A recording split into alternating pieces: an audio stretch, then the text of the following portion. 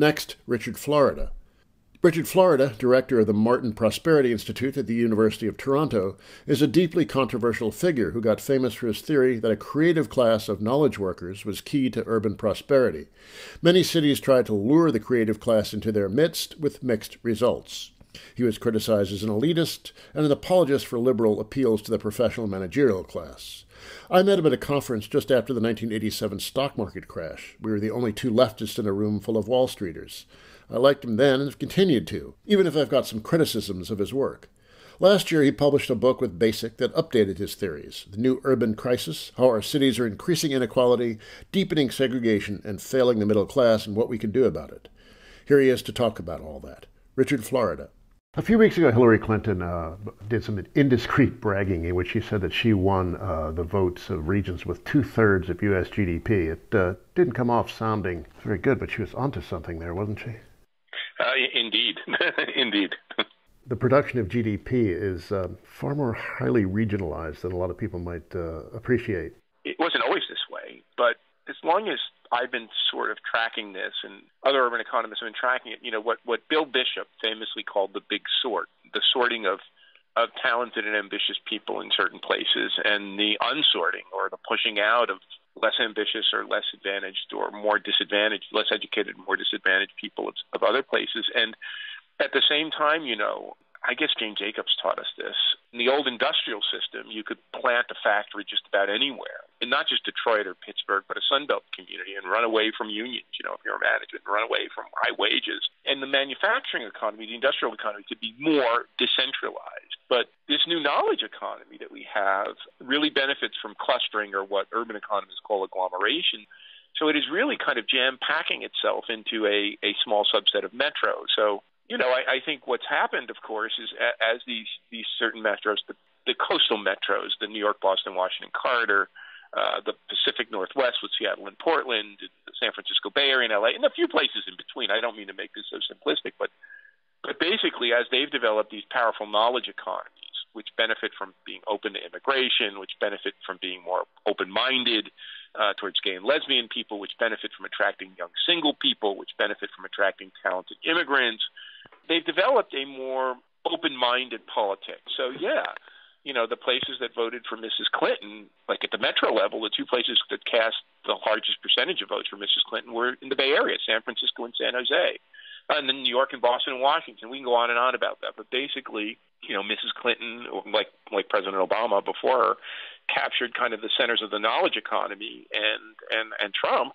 captured many more places, but he captured many of the places that are being left behind in the knowledge economy, where people are anxious about their economic situation. But I think even more than that, they're really angry at the cultural changes that they see. The fact that women are treated more fairly, that gay and lesbian people have rights, that women have reproductive rights, that immigrants are allowed to come in. I think there's this sense of, their old patriarchal white America is falling behind, and they're mad about that.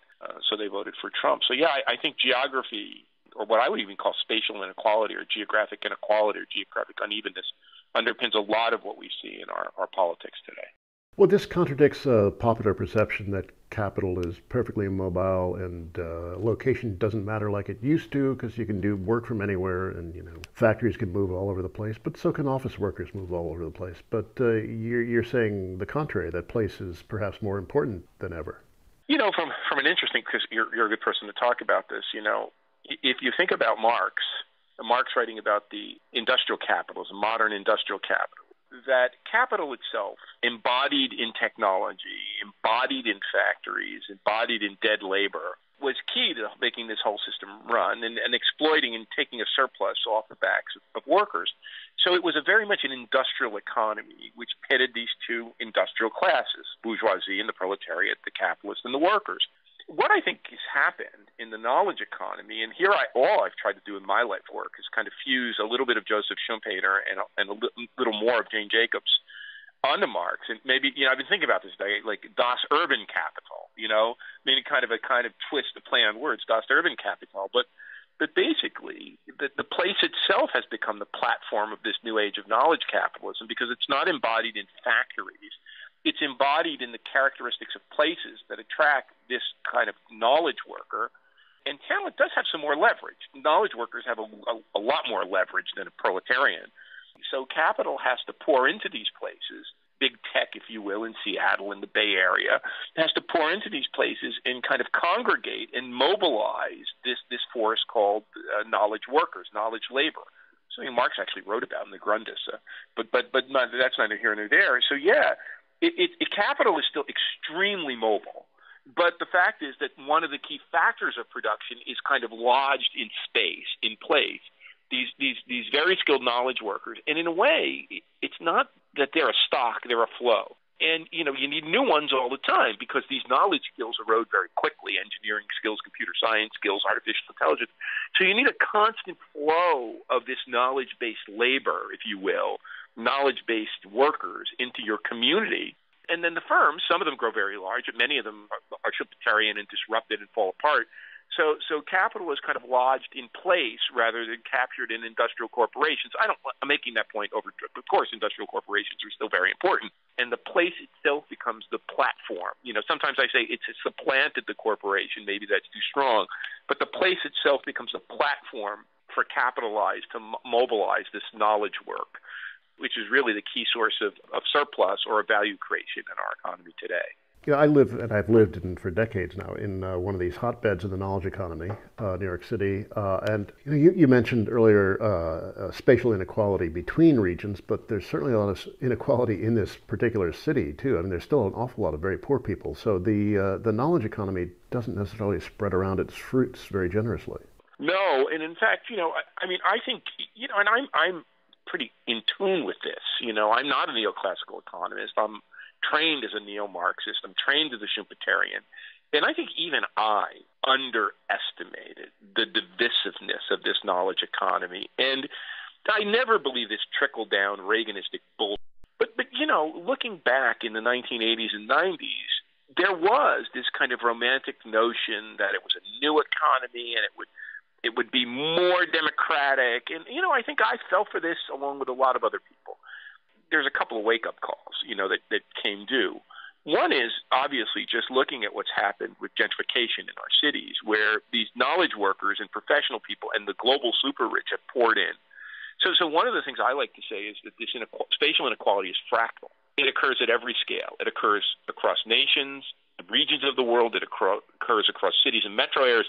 But it's even magnified in these superstar metros like New York or London and these knowledge hubs like San Francisco. So the only good thing, or the silver lining in that, if you can say it's a silver lining, is when you get this happening in an actual city like New York or London or Paris, it's not like all of this is in an industrial park in a gated suburb with all rich, white, educated white people who vote Republican. A city is a contested space. And yeah, you can try to gentrify it. And yeah, you can try to remake these neighborhoods. But as you said, there is still a wide diversity of ethnic and racial groups and a wide diversity of socioeconomic groups.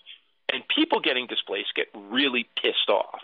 So what a guy like de Blasio is dealing with, or Sadiq Khan in London, or Anne Hidalgo in Paris, or Eric Garcetti in LA is this new contested terrain of place. And, sometimes I like to say, especially for your listeners, if the industrial corporation was the point of contestation in industrial capitalism, our cities and place itself are the point of contestation in class conflict in contemporary knowledge-based capitalism. And I end my book, The New Urban Crisis, on a realistically, optimistic note, not romantically, utopian, not optimistic. But I say the one thing of having all this stuff coming back to cities, that's a silver lining, is that people are going to get mad, these class conflicts are going to erupt, and progressive mayors will be pushed to act. Now, we need more of that, and I think a lot of these progressive mayors are full of beans. But I think we're at the beginnings of it. And as you said, a city isn't a gated suburb. It's a place that's diverse, and this inequality in cities, I think, will provoke a certain set of social movements or a certain level of contestation or class conflict that may result in better outcomes over time. I have some confusion sometimes when you talk about knowledge workers or the creative class. Sometimes I'm not clear on whether you're talking about someone writing electronic music in a former industrial space in Bushwick, Brooklyn, or an investment banker crafting derivatives in Midtown Manhattan, or somebody writing an app in Dumbo, Brooklyn. They lead very different lives and earn very different kinds of income. So who's who in this knowledge economy? It's a great question, and one which is at the heart of what I've grappled with all of my intellectual career. So as someone who learned Marx and is shaped by Marx, and I said a little bit by Schumpeter, a little bit by Jacobs, I like this basic division between the working class and the capitalist class. But the working class seemed not to capture, at least to me, others may argue it does, but at least in my intellectual project, the working class seemed to capture to me someone who worked with their physical labor in a factory. And if you think about that working class, I'll come back to this, it was a divided group of people. There was a group of craft workers, more artisanal, organized, in union labor history terms by the AFL, who were working a little bit more with their physical skill. And they didn't like, nor did they like being lumped together initially with these mass production workers, these unskilled, largely immigrant workers that were organized by the CIO and the mass production unions. When I started to grapple with the knowledge, I had to invent this term, the creative class. People said it was post-industrial, and that didn't seem a very good term to me. And then he said that it was a service economy. And I said, well, there are services like flipping a burger at McDonald's or, providing a personal service. And then there's all of these high-order services. So I was reading a passage in the Grundrisse one day, and this is where Marx talks about knowledge. Nature builds no locomotive. It builds no self-acting mules. It builds no machines. These are products of the human mind, of knowledge objectified. And I was like, holy, this is intersubjective knowledge work. That's a big thing he's saying 100 a century plus ago. So basically what I tried to do was devise a schema to think about how these knowledge workers fit in to class categories. And I read a lot of Eric Wright and a lot of other people. I'm not saying my schema is right, but it was my attempt. And so what I said was there was this group of people who work with their minds, who work with their creativity. They're as diverse as the old working class. They include more people who make derivatives. They include people who work with mathematics and people who create algorithms.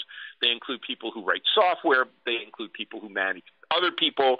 They include people who work in arts, music. They don't all have high incomes.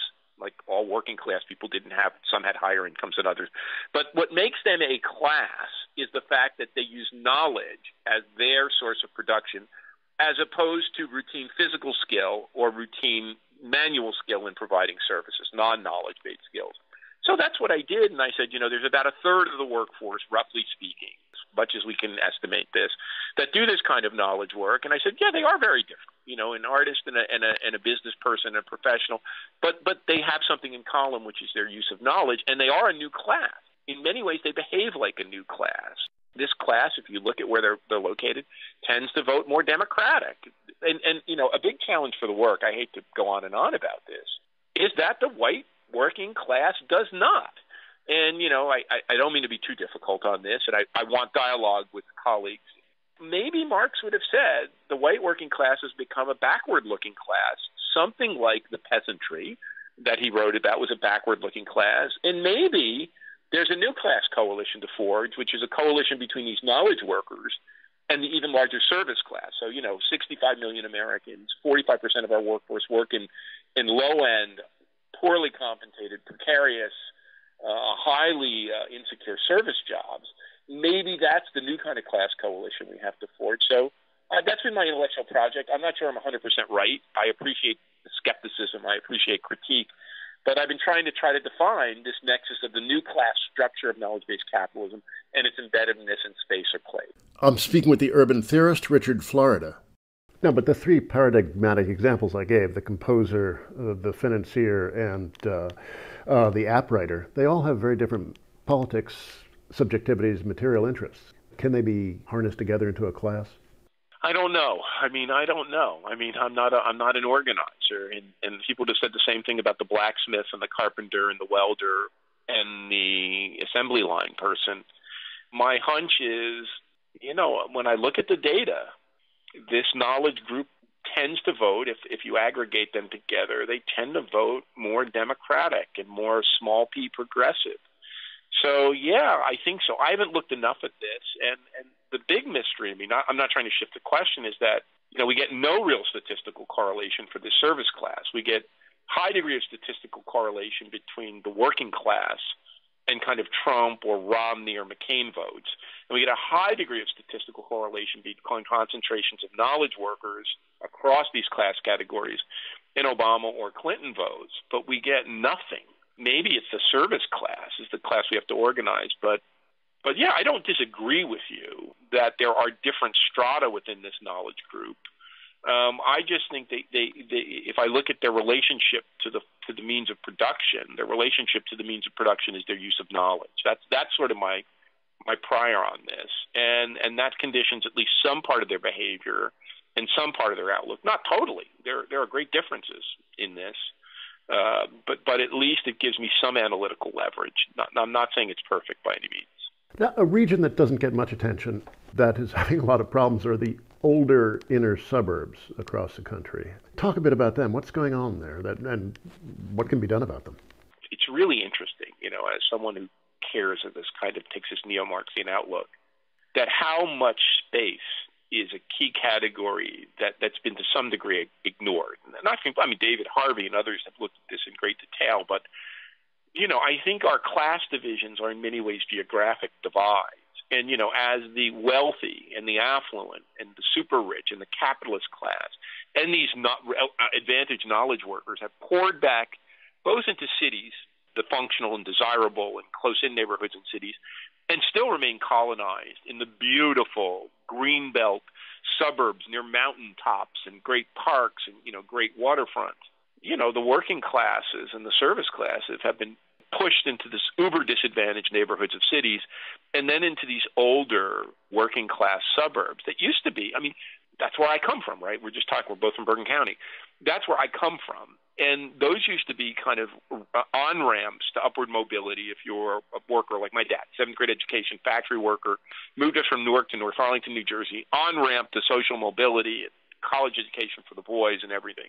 Now those places are kind of desolate. They're disconnected from the economy. They're where the working classes and new immigrant groups are concentrated. They offer less avenues for upward mobility. They're the place where opioid use and other kind of drug use is skyrocketing. They're places of distress and dysfunction. And this one guy at UCLA who studied at USC, Jeff Sellers, who studied this in great detail, says it's not swing states that matter in our national election. It's these dislocated, distressed swing burbs. One election they'll vote for Obama. The next election they'll get mad and vote for Trump. And again, I haven't looked at Sellers' work in a while, but it rings true that there are these places that people just feel no one cares about them. And they're falling behind and there's little hope for their kids. So yeah, I think it's this. We used to talk about as urbanists the hole in the donut. And the hole in the donut was Newark and Camden and Detroit and Pittsburgh in the inner city. The donut seems to have a new hole, and it's not in the center. You know what I'm saying? It's in these distressed burbs that are between the center of the city, which is gentrifying, and the outlying core of beautiful greenbelt suburbs that still have their hold on, relatively advantaged people. A couple of decades ago, it was going to be the Edge City. Whatever happened to that? Joel Garreau, it's a very prescient book and a very great book. I think guys like Joel Garreau and Joel Kotkin, both of whom I've argued with vociferously, I think they have a lot to tell us. I may disagree with some things they say, but oftentimes they have their finger on the pulse of something quite accurate. Maybe Garreau's argument about the Edge City was appropriate for its time and maybe a bit overdrawn, that the center city would empty and we'd have these faux city centers created. But, the place he talked about, Tyson's Corner outside of D.C., is still a very wealthy place. It has among the highest incomes in the world. It has among the highest education levels in the world. It's still attracting companies and people. It's not my cup of tea, but it's attracting people. And some of these, Silicon Valley is an edge city that continues to work pretty well. The question is that some of these edge cities have developed into actual places, and many other edge cities, have been like abandoned malls. It was a phenomenon that had its day. Certain of them grew into actual places, and other of them fell by the wayside. I think the real thing that's going on, though, is there aren't a lot of places that are making it. I mentioned Tyson's Corner in Silicon Valley, but the same thing with big city centers, New York and San Francisco and Boston and Washington and Seattle. And you could say the same thing. I just wrote on rural places. There's 100 rural places. There's tens of thousands of rural places across, but 100 of them seem like they're making it in the knowledge economy. So I think that the world is spiky, or advantage is concentrated at every scale. Certain big cities are making it, certain others aren't. Certain older suburbs and beautiful suburbs are making it, others aren't. Certain edge cities are making, many are falling apart. I think that's the nature of the beast we have today. Inequality across these many, many scales. As is typical of these things, you always say the last 5 minutes for the what is to be done question. But how can we deal with this very serious economic but also spatial inequality? Is there any cure for it? No. And, I think we're in the most dangerous moment. I'm a pretty good student of American history. I have never could have imagined, and Jane Jacobs, I always said, was the most prescient person I've ever met. She anticipated back to the city. She anticipated cities as the center of wealth generation. Her last book, Caution, Dark Age Ahead. We have a coming dark age with all these crazy reactions and populists and nationalists, and then we get Trump. I'm worried about two things. One, I'm worried about the backlash in our society and the anger and the divisiveness. Two, I'm worried that for the first time at a critical moment, when we had the Civil War, we had Abraham Lincoln. We had the Great Depression and World War II. We had Franklin Roosevelt. We have the transition to a knowledge economy and its divides. We've got freaking Trump. So I'm worried about that. But what really worries me, as a supporter of mayors and progressive mayors and a supporter of the new localism, when I look at this, pardon my French, show, which is Amazon HQ2, and I see the mayors that I admire, de Blasio and Garcetti and Peduto, and I could go on a laundry list of these guys, falling all over themselves to hand billions of dollars to a company which, by all accounts, is now a bad company. It treats its hometown Seattle bad, doesn't want to pay its taxes in Seattle, treats its workers bad. And these people falling all over themselves. So, yeah, I'm relatively gloomy. Now, do I think there's hope? Yes. But I think it's a long road, and that we're going to have to build a new kind of progressive movement from the local level up. We're going to have to limit the power of the nation state. We're going to have to make cities get some cojones and make these mayors stand up for what is right to recreate our democracy in this country and build a more, look, I'm not even going to say socialism, a more robust and decent and equitable democratic capitalism. It's a project that's really daunting, and it's going to be a long, hard road.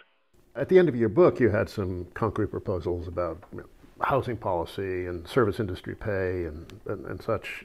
Were you just feeling some compulsion to be upbeat? Are you really this full of despair? I don't think there's hope at the national level. I think our hope is to work with these progressive mayors. I think they've disappointed a lot of us with this Amazon thing. But look, we've got to work with these progressive mayors. We've got to count on these contestations and conflicts. We've got to push as hard as we can, and we've got to create equity and inclusion at the local level. There's no way with the divide in Washington, D.C., that we're going to ever get anything done. But yeah, could we make San Francisco more inclusive? Hopefully. Could New York become a beacon of hope and progress? Yes. Could my own Toronto become a better place? Probably. And Detroit and Pittsburgh. I think we're going to, as people who care about a better future, we're going to have to push hard at the local level, and we're going to have to work with our enemies, people on the right, who are also saying, look, Washington is dysfunctional. Let's devolve power to the local level. I'm optimistic, but in the very long run, I think we've got some real struggles ahead of us, and I'm worried about the state of the progressive movement. I really am worried about it. But look, my dad was born in a Great Depression and fought in World War II, and that fought the fascists, and we came out of that in a better place. So yeah, at the end of the day, I'm optimistic. But who could sit here in the face of Trump and Amazon HQ2 and just say, look, everything's rosy? We're in a tough moment in American history and in world history, and we've got to buck up. And let's hope the climate cooperates. Yeah, thank you. Thanks for that upbeat note. We've gone through these moments before. We've come out somewhat better off. These struggles are endemic to human history, and we've just got to point the finger in a progressive direction. That was the urban theorist Richard Florida. His book, The New Urban Crisis, How Our Cities Are Increasing Inequality, Deepening Segregation, and Failing the Middle Class, and What We Can Do About It, was published in hardcover last year and is now just out in paperback from Basic. That's it for me, Doug Henwood. Let's go out with this, some of Righteous Woman by Torres, the stage name of Mackenzie Scott. Till next week, bye.